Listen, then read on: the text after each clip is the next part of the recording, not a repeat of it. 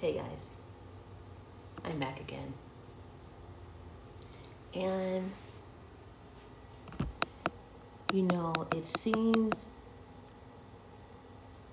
this world has a lot of fraudsters. It has a lot of people who would rather take advantage of other people than make their own honest living. You would think that they're so successful at doing something bad that they could figure out how to do something good, right?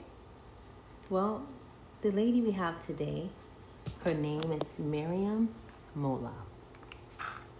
Who is she? She is one of the biggest fraudsters you would probably ever meet. She's 30 years old. She was born in Congo. She has a slew of offenses.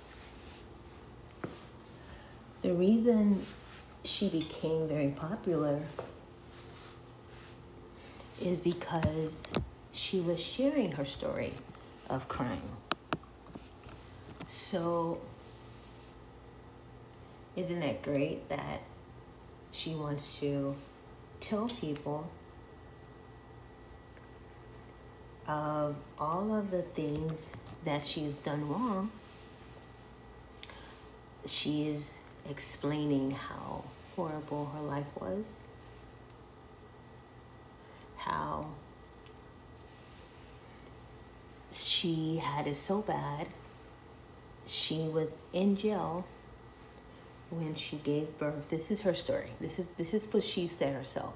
She was in jail. She gave birth to her daughter in jail. Now, when you hear these stories, it's like a heart. It tears at your heart because you think, wow, she's a gorgeous girl. She's a well-spoken, very smart girl. Very smart.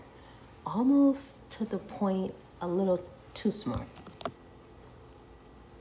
It makes you wonder, not only is she a con, but could she possibly be a sociopath?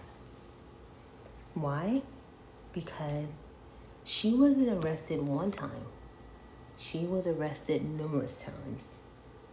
Arrested in the UK, in Belgium, in Spain. That's just what we know of. We don't know how many other times she's done devious things. She's stolen. They're saying that allegedly it was credit card fraud.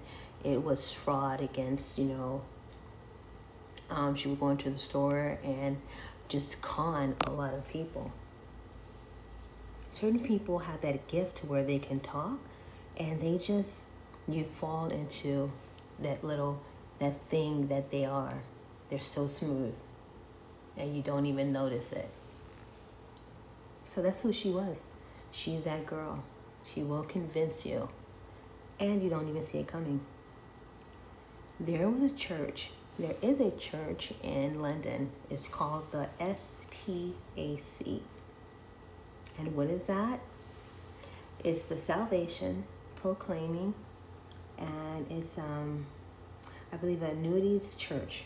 So I think I'm reading that right. I know they changed the name to, it's called X Nation or something like that. So they did change the name. Now she was involved in that, and there was someone else involved in that as well. And he will have a story as well because he is the founder of it. She just came along. So what good is one fraudster when you can have two? He was the big one, and she was also the big one at the head of it. And he is just as rotten to the core. You know, it is based out of South London. They have so many young, under 30 attendees that were attending the services. You know, a lot of African Nigerians, a lot of, youth that were ex-gang members, people that trying to better themselves, and they fall into yet another trap. It's said that Mariam and the SPAC member, they would have their meetings at very luxurious, expensive hotels. Why are they doing that? Because they're trying to get you into their web. They're trying to convince you that, if you join us, you're going to have all these worldly goods and jewels and cars and all of these things that people want. People want all these things. And when it started, it was around, I want to say 2014, 2015 that it started. It could have been earlier than that, but this is what the reports are saying. And around 2016, it just exploded. They're saying they had 300 members, and around 2016, it jumped. Not double, not triple, 1,000 members and counting. So why are we talking about her? There are a lot of claims. There are people that have came out and said that she did exploit them. She was exploiting the members. She was trying to convince the young churchgoers to open credit cards, to send her money. If you look at her clothing, everything is designer. So we're talking thousands of dollars. Her bags are thousands. You can see the labels. We see this. What do you guys think about this lady? Do you think that, she woke up and changed her ways? Or you think once a con, always a con? So, yeah, I mean, they had a specific way that they tricked people. They had homes, and they would have the young people stay at their homes. Now, we know what happens when you're under someone's roof. They're convincing you, do this, let's do that. These people, they were predators because they're having these young kids do things that they know weren't right. These kids didn't have money, but they knew they could get credit. They knew that these kids could help them with their life, but they weren't helping the kids with their life. They were the ones that needed to be helped, not the adults. How does someone live knowing that you're taking advantage of someone else? And not just anyone, very young people that's there for help. She claims she's an author. Well, she has a book, so, she's an author.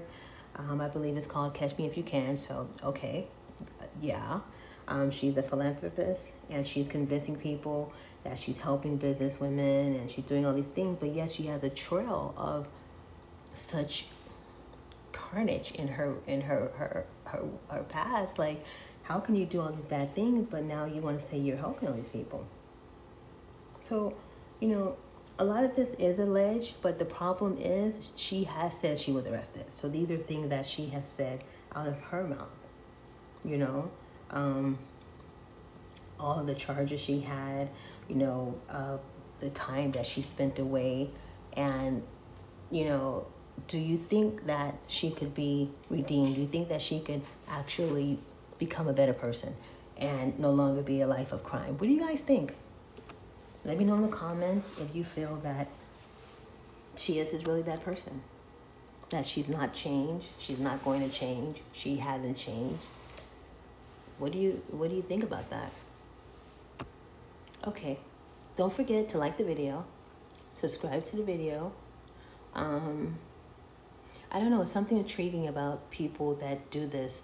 It's like, are they sociopaths? Are they crazy. Like, I don't know. It's just like, how can you do something like that? Okay, guys. Talk to you later. Bye-bye.